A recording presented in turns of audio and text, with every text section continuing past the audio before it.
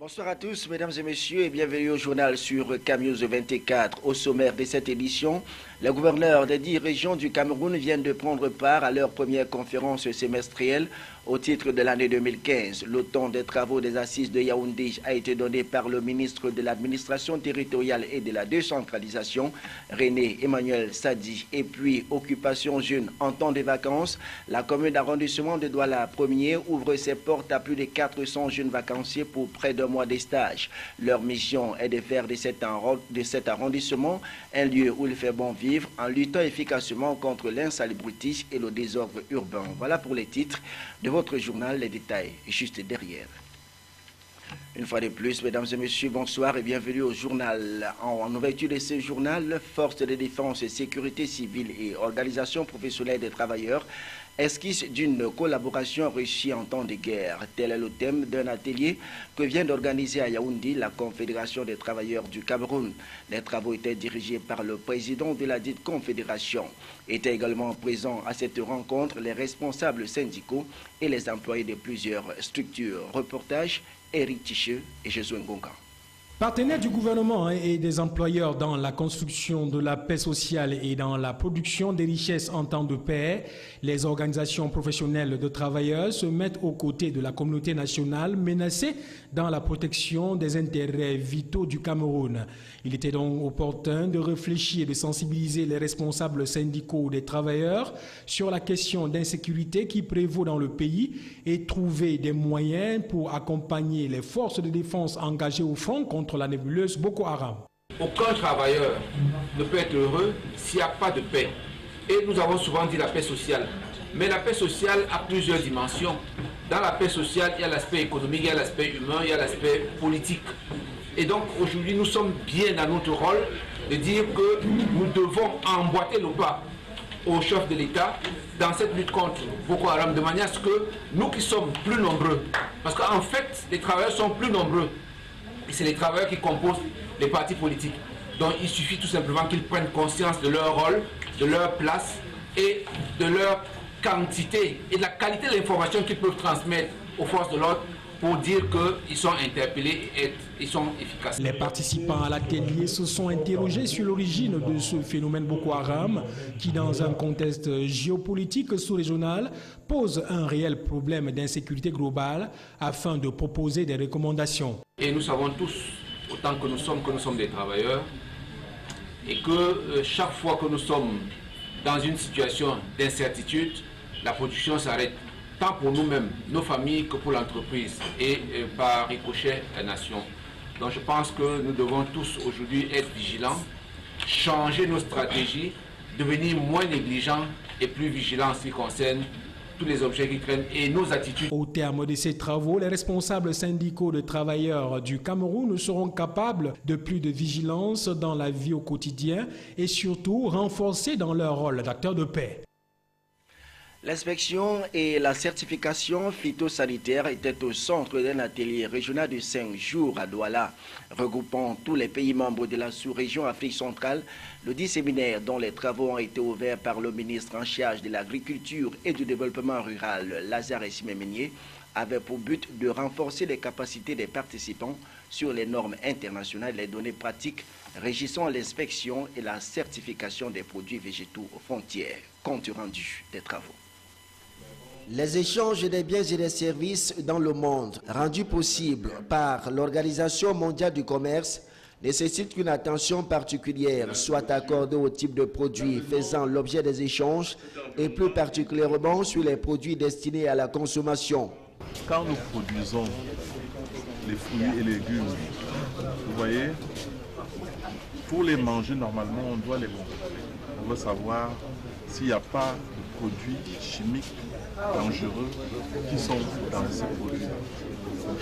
Quand nous importons des produits de l'extérieur, comme du riz, on doit contrôler pour voir s'il n'y a pas de produits dangereux dans le riz. Par exemple, quand le riz arrive ici et qu'il a passé beaucoup d'années dans les réserves, dans les silos, ça reste encore beaucoup de mois dans les océans, ça arrive ici, ça contient des champignons. Le devoir d'inspection et de certification des marchandises échangées dans la sous-région Afrique centrale apparaît donc comme étant impérieux dans la mesure où il permettra de stopper toute circulation des nuisibles qui, en s'introduisant et en se disséminant sur les territoires, peuvent causer des désastres aux économies locales. D'où le bien fondé de cette rencontre de Douala qui permettra aux participants venus du Tchad, de la République centrafricaine, du Congo-Brazzaville, de la RD Congo et du Gabon d'avoir des échanges francs sur la question de l'inspection et de la certification phytosanitaire, mais aussi de renforcer les capacités des inspecteurs en la matière. Tout ceci se fera sous la coordination des experts de la United States Department of Agriculture and Plant Health Inspection Service, organisatrice du dit atelier. Voilà, rappelons que le dit séminaire s'est bel et bien achevé sur des bons auspices du côté de Douala. Autorité administrative et nouveaux défis sécuritaires, c'est sous ce thème que vient de se tenir à Yaoundé la première conférence semestrielle des gouverneurs de région au titre de l'année 2015. Les travaux de Yaoundé ont été ouverts par le ministre de l'administration territoriale et de la décentralisation, René Emmanuel Sadi. Parmi les nombreuses recommandations faites, figure en bonne place le renforcement des mesures de sécurité dans les différentes régions pour barrer la voie à la secte islamiste Boko Haram. La synthèse de Solomon Foué et Joseph Ateba. Le ministre de l'administration territoriale et de la décentralisation, René Emmanuel Sadi, a prescrit vigilance et fermeté aux 10 patrons de région à l'occasion de la tenue à Yaoundé de la conférence des gouverneurs. Face à la menace terroriste portée par la secte islamiste Boko Haram et dont la nouveauté dans le mode opératoire est l'entrée en scène des kamikazes, le patron de la territoriale a engagé le gouverneur à adapter la riposte relativement à cette nouvelle donne qu'il a qualifiée de pernicieuse et insidieuse, tout en apportant son soutien aux mesures préventives et répressives prises par certains gouverneurs des régions exposés aux assauts des malfaiteurs de Boko Haram.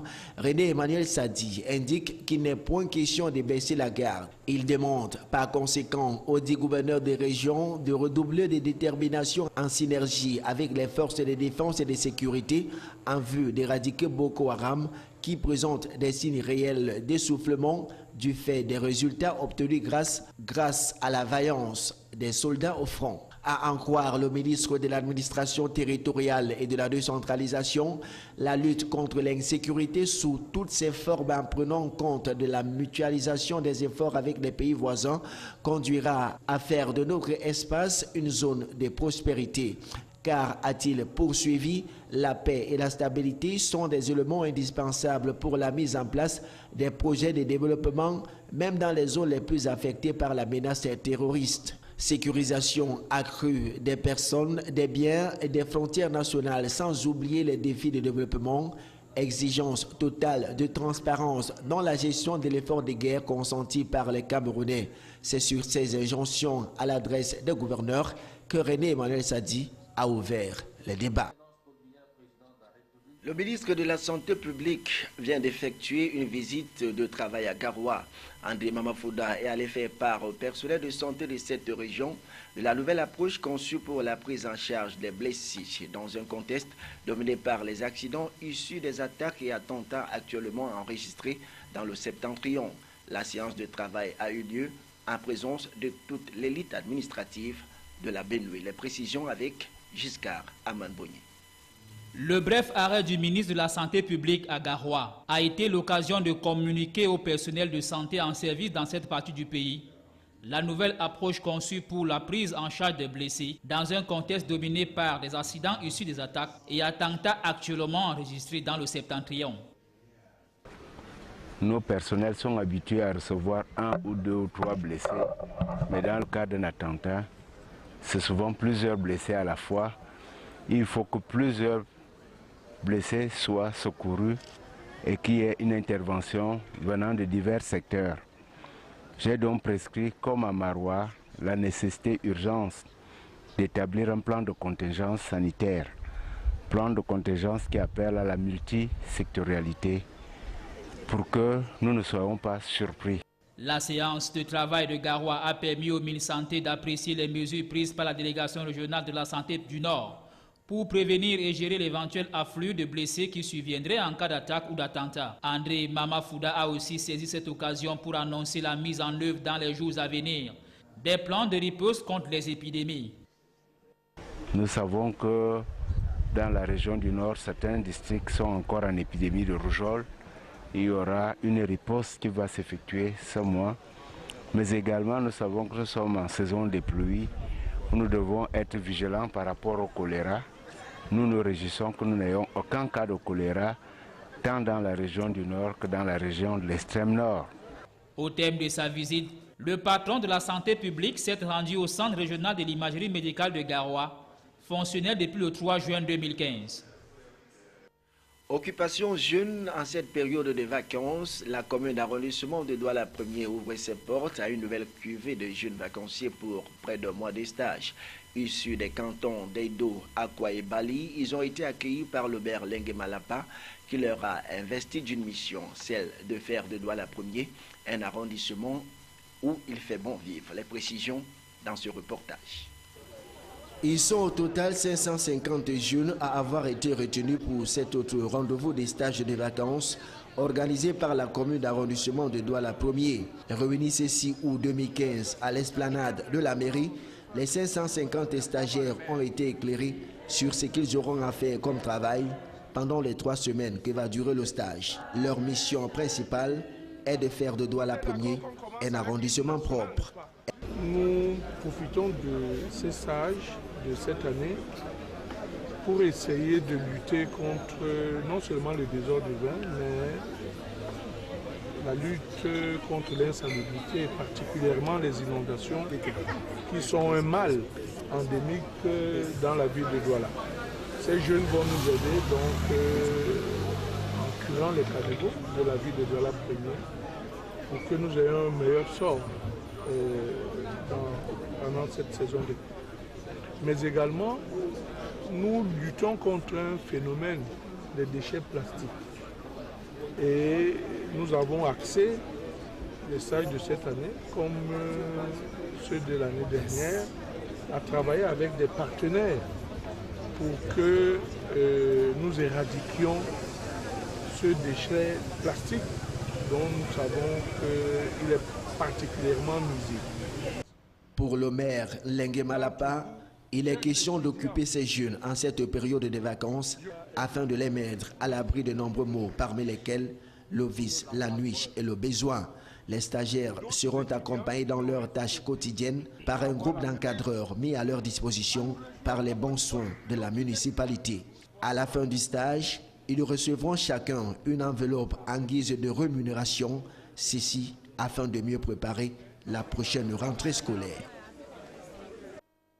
À retenir de cette édition qui se referme, les gouverneurs des 10 régions du Cameroun viennent de prendre part à leur première conférence semestrielle au titre de l'année 2015. Le temps des travaux de Yaoundé a été donné par le ministre de l'administration territoriale et de la décentralisation, René Emmanuel Sadi.